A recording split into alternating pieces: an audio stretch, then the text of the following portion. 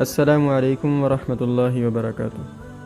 الحمدللہ وسلام علی عبادہ الذین اصطفیٰ، اما بعد۔ آج کا جو سوال ہے وہ یہ ہے کہ جانور کو آدھے حصے پر پالنے کے لیے دے دینا کیسا ہے؟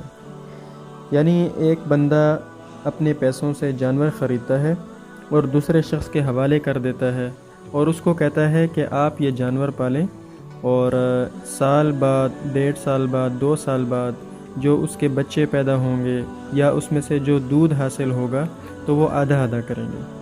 تو مذکورہ صورت مسئلہ میں سب سے پہلے ہمیں یہ سمجھنا ہوگا کہ جو چیز ہے اس کا مالک کون ہے۔ تو اس کے لیے ہم اس کو مثال سے سمجھیں گے کہ مثال کے طور پر زید نے 40,000 روپے کی ایک بکری خریدی اور بکر کے حوالے اس نے کر دی۔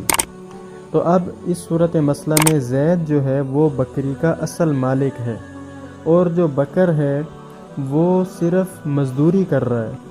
تو لہٰذا مزدور کے لیے تو صرف یہی ہوتا ہے، مثال کے طور پر اگر زید گھر بنواتا ہے اور اس کو کہتا ہے کہ آپ اس گھر پر محنت کریں اور اس کے بعد میں آپ کو اس کی اجرت دوں گا، اب وہ کل کو بکر کہے کہ جی اس گھر کو تو میں نے بنایا ہے، جب آپ اس کو بیچیں گے تو آدھا آدھا پیسہ مجھے دے دیں، تو یہ تو غلط ہے۔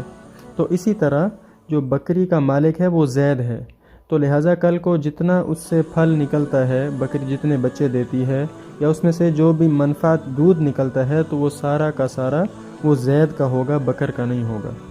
یہ تو صورت مسئلہ صاف بکر کے خلاف ہے، یعنی بکر کو اس میں کوئی حصہ نہیں ملے گا، سوائے اس کو یہ کہ ہاں اس کو بعد میں اجرت دی جا سکتی ہے کہ آپ نے اتنی محنت کی ہے، اس کی اجرت یہ ہے۔ تو یہ معاملہ ناجائز ہے کہ اگر اس طور پر معاملہ طے کیا جاتا ہے کہ آدھا آدھا ہوگا تو یہ ناجائز معاملہ ہے۔ ہاں، اب اس کی جائز صورت کیا ہے تو وہ علماء نے بتائی ہے۔ تو اس میں بنیادی طور پر ایک صورت تو یہ ہے کہ اس کو کرائے پر دے دے کہ ہاں یہ آپ پال لیں اور میں آپ کو اس کی اجرت دوں گا۔ دوسری صورت یہ ہے کہ زید مثال کے طور پر اپنے پیسوں سے جانور خرید لے اور پھر بکر کو اس کا آدھا حصہ اس کی آدھی قیمت پر بیچ دے۔ مثال کے طور پر زید نے 40,000 کی بکری لی اور بکر کو کہا کہ یہ 20,000 اس میں سے آدھی بکری میں آپ کو بیچتا ہوں۔ وہ کہے ٹھیک ہے، میں نے لے لی اور 20,000 میں نے آپ کو دینے ہیں، بعد میں زید کہے کہ میں نے وہ 20,000 آپ کو معاف کر دیے، تو اس طرح اس بکری کے 2 مالک ہو جائیں گے، زید اور بکر آدھی آدھی بکری کے۔ اب جب یہ آگے اس کی جو نسل پیدا ہوتی ہے یا اس میں سے جو دودھ نکلے گا تو وہ آدھا آدھا وہ لینا ان دونوں کے لیے جائز ہوگا۔ دوسری صورت یہ ہے کہ زید اور بکر دونوں اکٹھے پیسے کریں 40,000 اور ایک بکری خرید لیں، اس کے بعد اب اس کے اوپر محنت کرتے رہیں، بعد میں جو پھل وغیرہ ہوگا ان سے جو بچے پیدا ہوں گے تو وہ اس میں آدھے آدھے شریک ہوں گے۔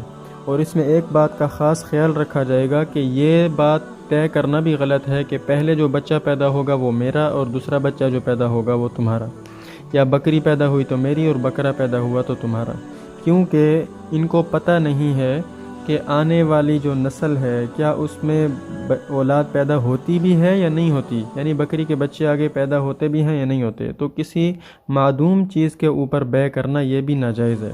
تو لہٰذا جو بچہ پیدا ہوگا وہ اسی ایک بچے کے اندر آدھے آدھے شریک ہوں گے۔ 2 بچے پیدا ہوتے ہیں تو دونوں بچوں کے اندر علیحدہ علیحدہ سے وہ شریک ہوں گے، مالک ہوں گے، اور اسی طرح جو دودھ بھی وغیرہ بکری دے گی تو اس کے اندر بھی آدھے آدھے شریک ہوں گے۔ اللہ پاک ہم سب کو عمل کی توفیق عطا فرمائے۔ السلام علیکم ورحمۃ اللہ وبرکاتہ۔